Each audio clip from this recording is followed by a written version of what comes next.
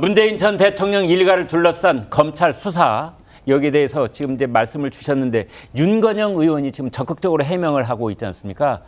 이렇게 말했습니다. 모욕주기일 뿐이다. 망신주기다 라면서 검찰 수사를 비판을 해왔는데요. 직접 한번 들어보시죠.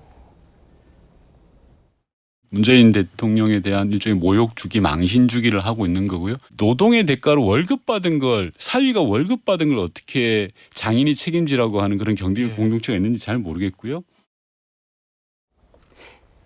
네, 이번 사건의 단초가 된 문재인 전 대통령의 사위였던 서모 씨의 타이 이스타젯 채용 특혜 의혹과 관련해서 새로운 의혹도 제기됐는데요. 타이 이스타젯 의혹은 폭발적이다 라면서 사라진 50억, 그 돈의 행방에 의문이 제기가 된다. 이제 이런 이야기입니다. 김경률 전 국민의힘 비대위원 그 주장을 들어보겠습니다. 타이 이스타젯 에어서비스란 회사로 그 전부터 있었어요. 갑자기 뜬금없이 타이 이스타 항공을 만들었고 이 회사에 이제 취업을 시킨 건데 이 회사 매출 실적 없습니다. 적어도 2020년, 21년, 22년 없어요. 아무런 영업 활동이 없는 회사인데 이 71억은 어디로 갔냐는 거죠. 이것을 찾아서 과세다오 이렇게 탈세 제보를 했는데 이걸 조금 거칠게 말씀드리면 뭉갰어요. 국세청에서. 네, 구 변호사님. 이제 드디어 김경률 회계사가 저 문제를 짚어 나오기 시작하는데요. 사라진 70억, 사라진 50억 어디로 갔느냐? 참 이 의혹 제기인데 구체적으로 무슨 뜻입니까?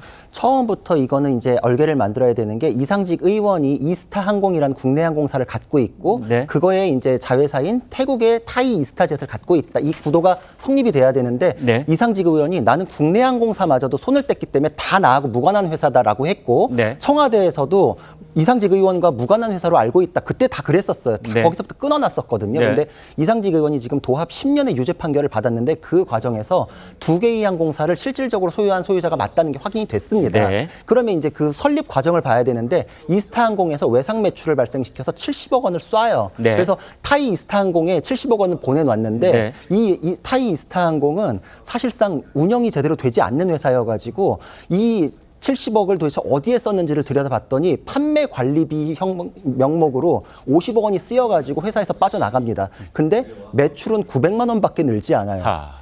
그럼 도대체 900만 원 매출 늘리려고 50억을 어디다 썼냐. 근데 이게 소명이 안 되는 상태에서 폐업 수순으로 들어가가지고 이 회사의 자료나 이런 것들이 지금 없습니다. 네. 그러니까 50억 원이 그냥 붕 떠버린 거예요. 지금 김경률 회계사 같은 경우는 그 지점을 짚는 건데 그 50억 원을 이상직 의원이 지금 일단 70억 쏜 거에 대해서도 업무상 배임 혐의가 지금 걸려 있거든요. 네. 다시 또 그 50억에 대해서는 빼가지고 횡령 배임이 있었던 것이 아니냐. 그럼 그 돈은 어디로 갔느냐에 대한 의혹 제기를 하는 것입니다.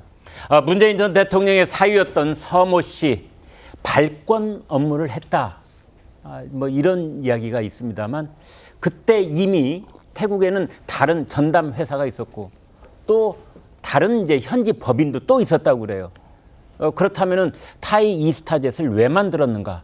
그리고 항공사 경력도 없는 서 씨를 왜 전무라는 자리로 앉혔느냐? 자, 이런 건데 강성필 위원장님, 네. 이제 저런 대목이 국민들은 얼핏 납득이 안 되는 거거든요. 맞습니다. 얼핏 들어보면 네. 납득이 안 될 수도 있습니다. 예. 근데 저는 저 질문에도 답이 있다고 생각을 해요. 아, 그래요? 예를 들어서 제가 이상직 전 의원이라고 생각을 하면 네. 아니 이미 발권 업무를 하고 있는 회사가 또 있고 또 해외 현지 법인까지 만들어서 네. 왜 이렇게 일을 복잡하게 펼치느냐예요. 예. 차라리 국내에 있는 이스타젯의 특혜 취업이 목적이라고 하면 네. 그냥 국내에 있는 이스타젯의 수많은 부서와 수많은 직원들이 있는데 스며들게 하는 것이 더 쉽지 않았을까요? 여러 가지로. 저는 그런 의문이 먼저 있고요. 네. 근데 두 번째로 국내보다는 아무래도 해외가 사람 눈에 덜 띄는 거 아닙니까? 사람 눈에 덜 띄고 안 띄고가는 그 판단의 문제인데 네. 저는 방금 말씀하신 것처럼 이미 법인이 있는데 또 다른 법인 회사를 만들고 또 해외로 이 자체가 저는 너무나도 복잡할 것 같다는 네. 거죠. 상식적으로. 그리고 이 사위가 증권회사도 다녔습니다. 네. 그 다음에 게임회사를 다녔습니다. 네. 그 다음에 항공사 발권 업무를 했다는 거 아니겠어요? 네. 그러면 증권회사에서 게임회사 간 거는 뭐 정상적인 겁니까? 그런 논리로 따진다고 하면. 네. 그리고 제가 그냥 상식적으로 생각했을 때 증권사나 게임사 업무가 비교적 더 항공사에서 발권하는 업무보다는 더 복잡할 것 같아요. 네. 그래서 저는 어쨌든 의심이 있으면 반드시 수사해서 밝혀내야 되지만 저는 이런 문제점도 한번 제기해 볼 수 있지 않나 그렇게 보여집니다. 네.